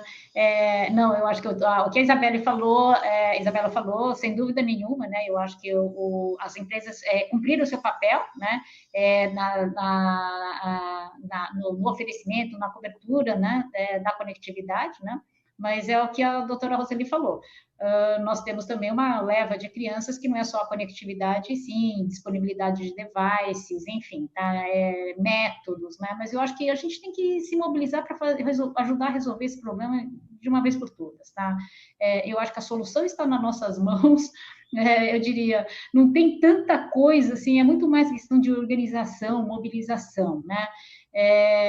E eu acho que um pouco uma mistura entre privado e público para poder ajudar a resolver esses problemas, eu acho que tem como a gente pensar. E quem sabe que possa acontecer aqui dentro do nosso grupo, né? A gente já começar a pensar num grupo desse, de a gente conseguir olhar esse problema com uma certa lupa, né? E que a gente possa ir assertivamente e separando os problemas e achando as soluções, né?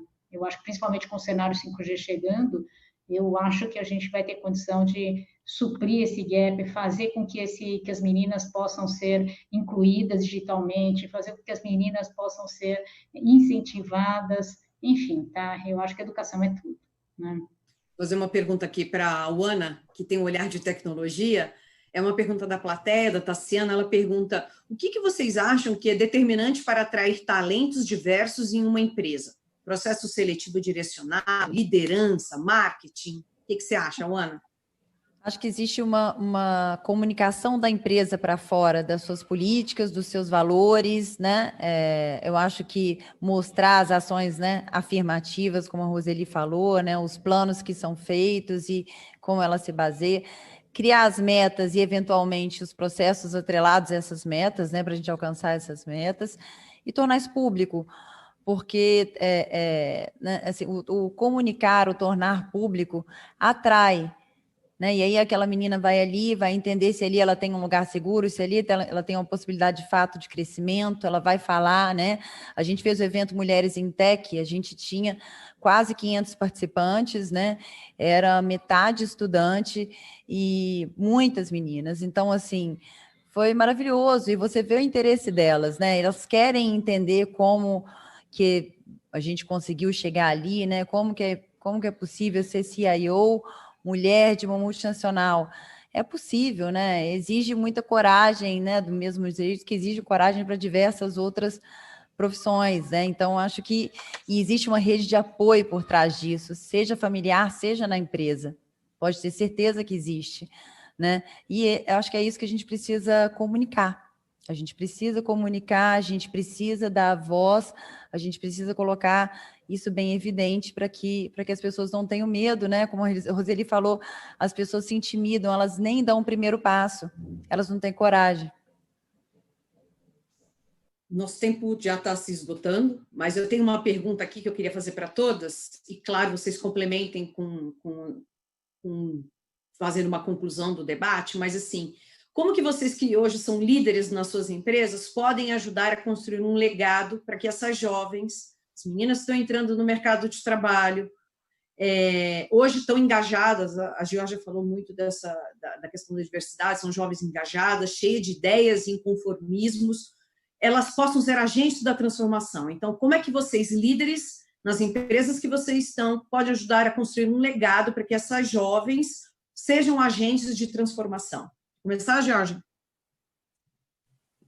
Você sabe que eu já ia levantar a mão, né? Eu já sei, porque eu sei que tem um tema que você gosta de falar.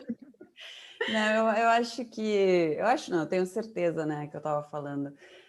Eu creio que a partir do momento que a gente se torna líder, né, e líder não é só pela cadeira de gestão, não. Estou falando de virar referência mesmo. Eu creio que ainda mais nós mulheres, a gente tem que entender que a gente traz um peso, mas não é peso ruim, não. Vem bagagem, uma responsabilidade, né?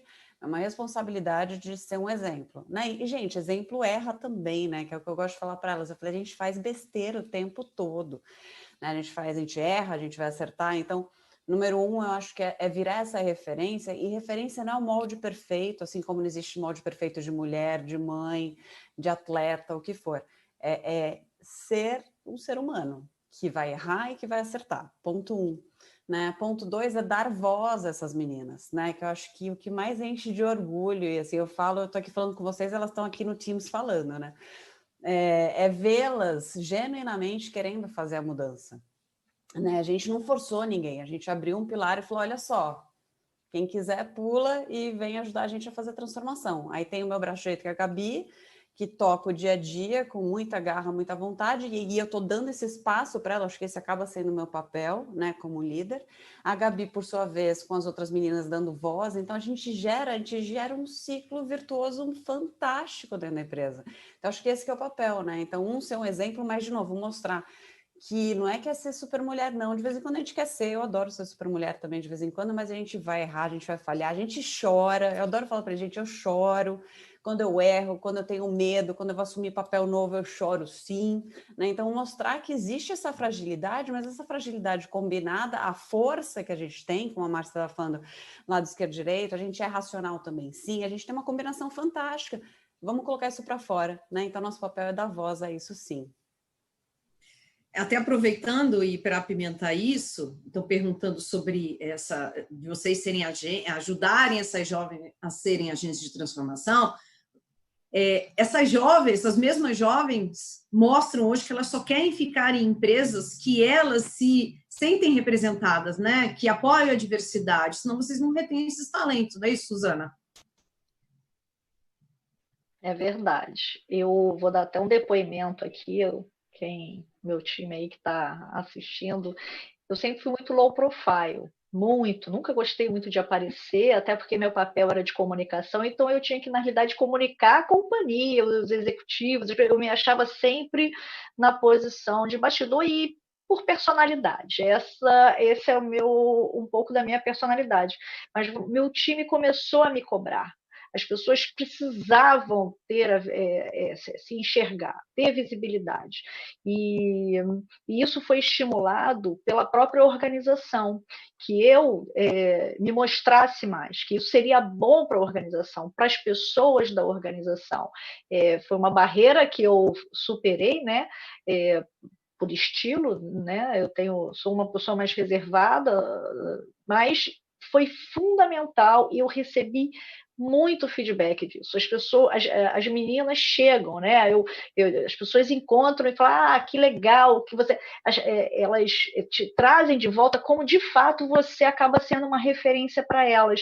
E ali eu fui percebendo o meu papel também de líder e dessa importância da visibilidade. Eu propriamente não dava tanta relevância para esse ponto. E hoje eu praticamente crio isso como uma disciplina, né? Então, o fato de eu estar aqui é parte desse processo, né? A gente, não só obviamente, da organização como um todo, mas é importantíssima a visibilidade. A representatividade faz muita diferença e eu percebi na demanda que veio das pessoas, veio do meu chefe, veio da diretoria, veio do meu time, e então eu realmente acho que isso faz diferença e é mais um ponto a gente considerar dentro desse movimento, dentro das organizações, a representatividade. E aí, obviamente, não só de mulheres, importante a gente ter visibilidade de mulheres negras, né? Da diversidade de gênero, é muito importante a gente dar visibilidade. Isso faz diferença, inspira e engaja as pessoas e dá luz, né? Estimula as pessoas. Ana, suas considerações? Bom, concordo totalmente com o que as minhas colegas já colocaram. Coloco mais um ponto, que é a questão da gente formar, né, os sucessores ali dentro, né, as pessoas que reverberam isso, né, ninguém tem uma presença nula, né, como a Suzana colocou, as pessoas esperam isso da gente, e à medida que a gente se coloca, que a gente se expõe, que a gente, né, coloca a cara a tapa, que a gente olha com empatia para a diferença que existe sim e que precisa ser tratada, a gente começa a criar sucessores, a gente começa, né, a exercer esse exemplo, e isso acaba perpetuando como comportamento, né? É um comportamento que a gente não precisa, né? Não é aquela mudança cultural que levaria anos para acontecer. Isso é um comportamento que já é a realidade, e acho que através da criação das sucessoras, dos sucessores, né, que a gente vai conseguir, de fato, tratar, endereçar esse tema, né, das minorias, né, dos grupos socialmente minorizados aí, né? Mulheres, enfim, negros e todos eles.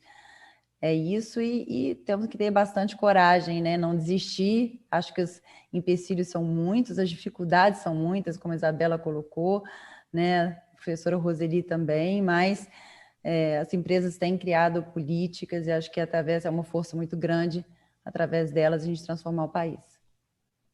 Deloitte, Márcia, suas considerações finais. Então, eu acho que muitas aí já falaram bastante, né? Então, em termos de referência, eu acho que é uma referência dentro das organizações. Acho que todas nós aqui, coincidentemente, lideramos movimentos dentro das nossas empresas, né?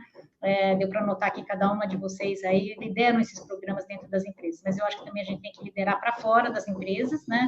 E, sobretudo, influência de educação, né? Educação de pais, mães, para poderem educar seus filhos também com outra mentalidade, né? Eu me lembro aqui, até contando um pouco do espaço pessoal, né? Eu também tenho 2 filhas que são engenheiras, né? Uma delas foi até a aluna aí da professora Roseli, e a gente dá para perceber que já é uma geração diferente, né? Eu me lembro que ela falou assim, mamãe, o meu salário aqui é metade do meu companheiro, né? E eu vou lá brigar, né? Na minha vida, eu nunca fiz isso, né? De sair para brigar lá por causa do salário, porque o do rapaz estava ganhando mais do que... Eu nunca fiz, mas eu acho que é isso que a gente tem que ajudar, né? A que as mulheres também se imponham, né? Em condições de igualdade, né? Nos seus diferentes papéis na sociedade. Essa é a minha visão. Isabela? A liderança vem com a responsabilidade, mas essas meninas que estão chegando no mercado de trabalho, elas já vêm com esse tema diversidade, mudando, é completamente diferente da nossa geração, que não tinha tecnologia, não tinha celular, todo mundo dirigia, hoje em dia nem sabem dirigir, querem pegar Uber. Eu acho que elas já vão vir com um formato diferente. Mas o que eu me preocupo muito é o que cada uma delas estão fazendo dos nossos funcionários para si, para a qualidade de vida. Eu acho que o maior desafio hoje em dia é você ter uma saúde mental, porque é tudo muito rápido, é muita informação. Papel de mulher, somos diferentes sim, mas eu me preocupo muito com a qualidade de vida. E a pergunta que eu faço é, não existe um movimento de uma via só. Está muito claro que as empresas precisam fazer para o seu papel social. Temos vários movimentos de gestores, de documentos para assinatura de código de ética, para conselho. Isso está claro. Agora, o que é que nós podemos fazer para a empresa? Além do que a gente já faz. O que é que cada uma pode contribuir para a empresa? Eu acho que esse é algo tão importante quanto o movimento da empresa para as mulheres ou para os funcionários, é o que nós podemos agregar para a empresa. Então, acho que essa é a mensagem que eu deixo para a minha equipe e me preocupo muito com a vida fora da empresa. Né? Tem que desplugar, gente, tem que desligar o WhatsApp, a mídia social e cuidar um pouquinho da saúde mental. Essa é a minha maior preocupação, na empresa e na minha casa.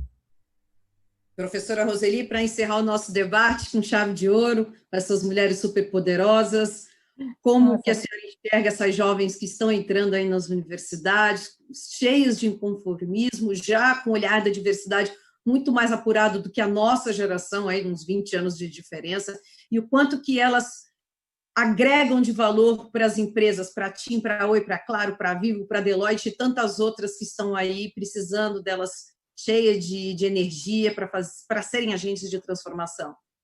Olha, a gente tem observado as nossas alunas da Poli e de outras instituições também, né, que elas vêm justamente com essa postura mais ativa.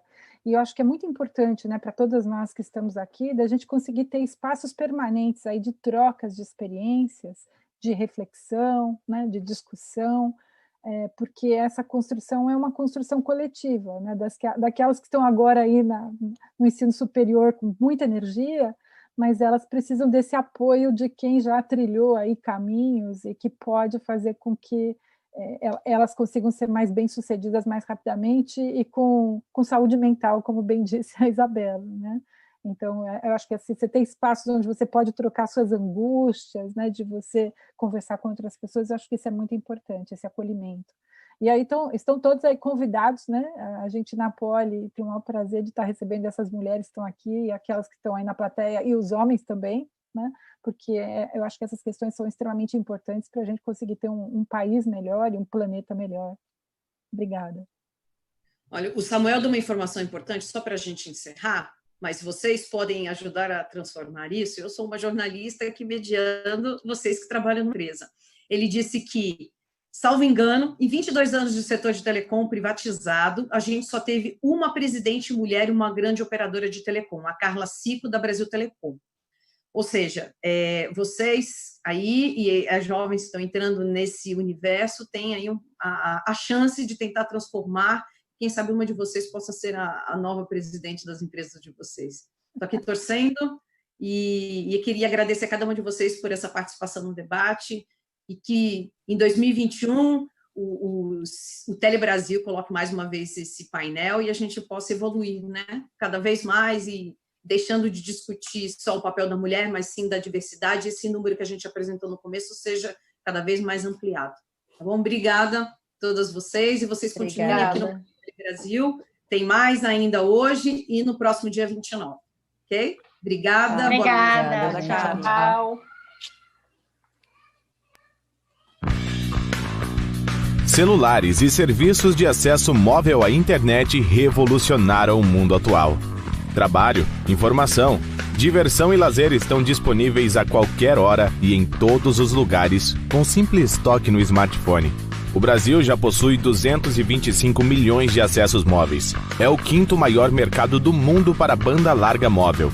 A cobertura 4G já está em 5.000 municípios e a revolução por aqui está só começando.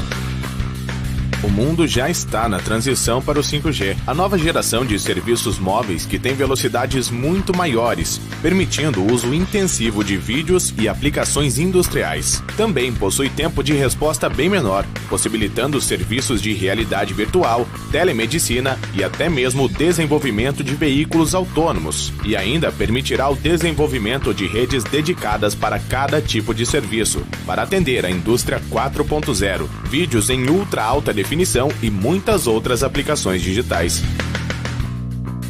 No Brasil, o 5G vai começar com o leilão das principais faixas de frequência. As políticas públicas devem permitir a ampliação das redes de banda larga móvel. O leilão deve priorizar investimentos que vão ampliar a infraestrutura e os serviços acessíveis. Para viabilizar o 5G, o país vai precisar de 5 vezes mais antenas do que no 4G. É uma ampliação grande que esbarra na legislação de muitos municípios. Em 300 deles, as leis são tão restritivas que poucas antenas são autorizadas e os processos podem levar até 3 anos.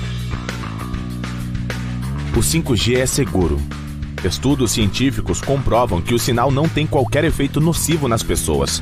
A saúde de seus consumidores e a segurança das redes são prioridades das empresas de telecom, que têm seus equipamentos certificados e homologados, sob rigorosos critérios de segurança, por órgãos e autoridades em diferentes países. O 5G é essencial para o futuro da economia digital. Deve ser aberto a modelos de negócios inovadores e acessíveis aos consumidores. É para isso que trabalham as operadoras de telecomunicações, para assegurar que o 5G também revolucione e transforme o Brasil.